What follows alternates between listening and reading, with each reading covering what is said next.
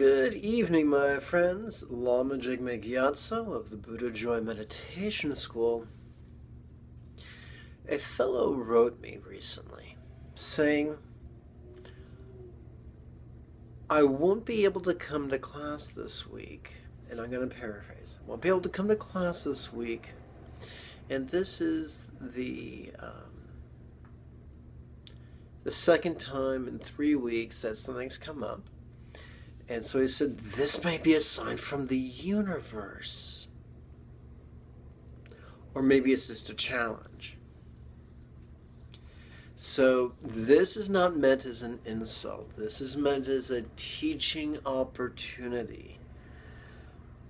It's very easy for us folk who are interested in personal evolution and meditation to slide down the slope of superstition.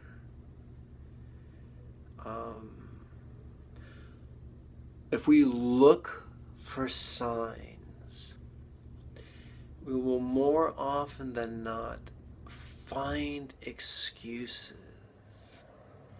to indulge the cravings that we're looking for an excuse for, or the aversions we're looking for an excuse for, or the fears we're looking for an excuse for. If we have fears and cravings and desires that we don't feel good about, let's explore that. Let's bring that into the path.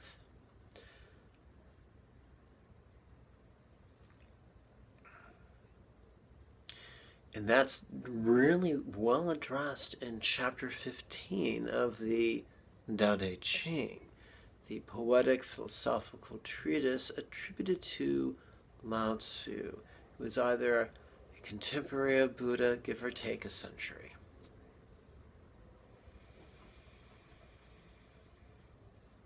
Well, how are we to know?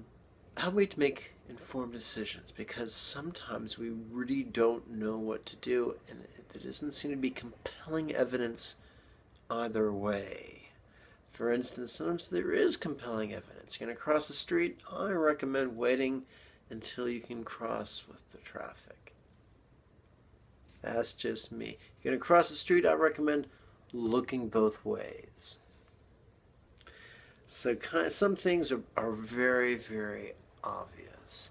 If you have a choice between eating a ripe organic apple or a steaming pile of monkey poop, I recommend the apple.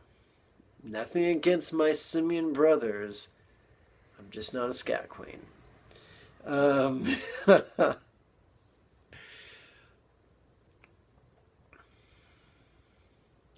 But sometimes it's difficult to know.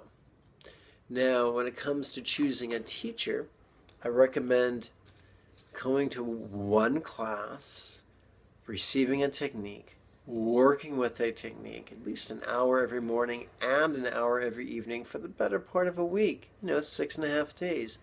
Then engage your judgment and notice your results. If you got crap results, go find a better teacher. If you got good results, come back, get even more teachings.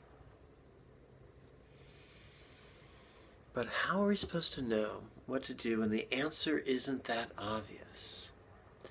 Well, in the 15th chapter of the Tao Te Ching, we're told to center.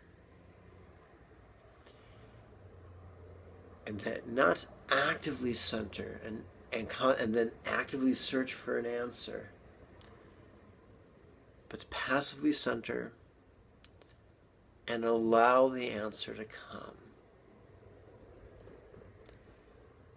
And we're not told that that Tinkerbell will come from the ethers and sprinkle our prefrontal cortex with pixie dust.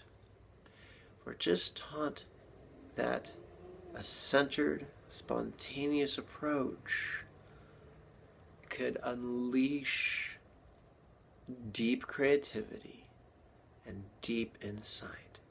Something that has been reinforced or perhaps validated by performance research, whether it's athletic performance or academic performance or the creative performance of a writer or an artist or a musician or the like. I remember in my personal past, as opposed to my impersonal past, in my past, I was much more a slave to my controlling tendencies. If I had a question I wanted answered, now. TikTok, come on, time's of war, burning daylight. And I took a very active approach in my work with my intuition. I took an arguably superstitious approach. I invoked a celestial being with compassion and with mantra or by name and through gesture in an attempt to force my subtle energies into specific channels in a very contrived and aggressive way. And then I would ask yes or no questions and set space to receive yes or no answers through body testing. Now, besides obviously being superficial, on an even larger scale, it was very, very contrived. It was very, very controlling. And I've grown beyond that. I no longer teach that. I'm sorry, I was nuzzling the cat, and I love my fur nephews, but their hair is itchy.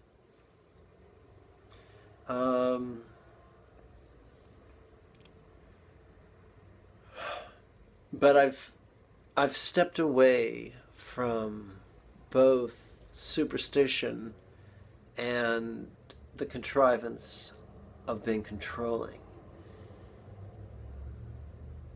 For in the original texts of Lao Tzu, in the original texts attributed to Gautama, who would be called the Buddha, I did not see anything that could support superstition. In the Mahasatipatthana Sutta, a text I refer to a lot and make available for free on my website, see below in the doodly-doo, it's told in the beginning of the text, this is the complete path. And in it there is no offerings, there are no supplications, there are no purifications, there are no chakras. It's very, very basic. It's all predicated on just 4 things. It's predicated upon noticing and loving and relaxing and flowing. And that's taught as the complete path.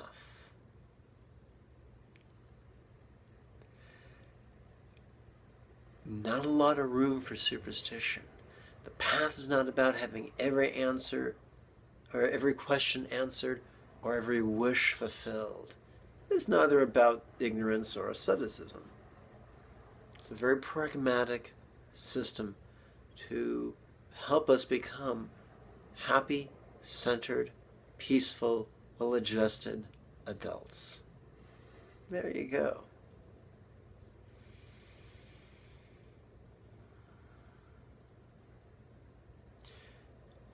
The most sophisticated method I've found for training our intuition, our creativity, our lucidity, and our intellect is simply that.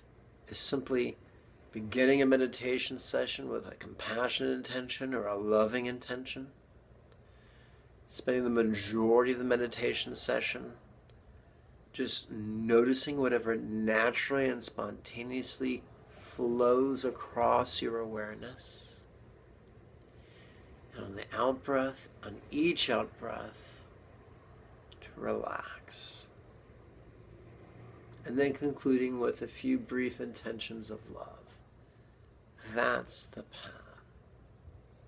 That will allow the, metaphorically speaking, the mud to settle and the waters of our awareness to become clear.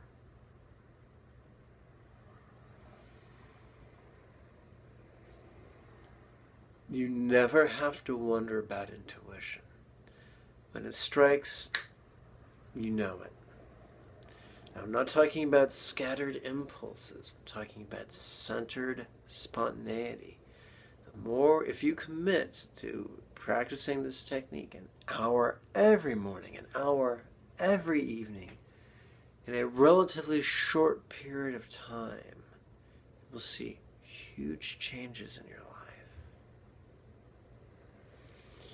You're welcome to check out my videos on YouTube. There are hundreds of them. You're welcome to come to a free series of webinars over your webcam or in person.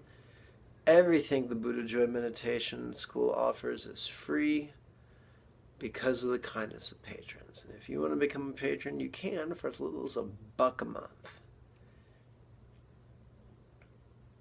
May you and yours be healthy and happy. And of course, remember, the Wednesday series of weekly meditation classes begins the first week of February.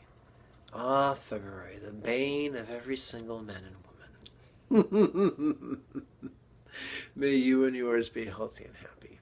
Bye-bye now.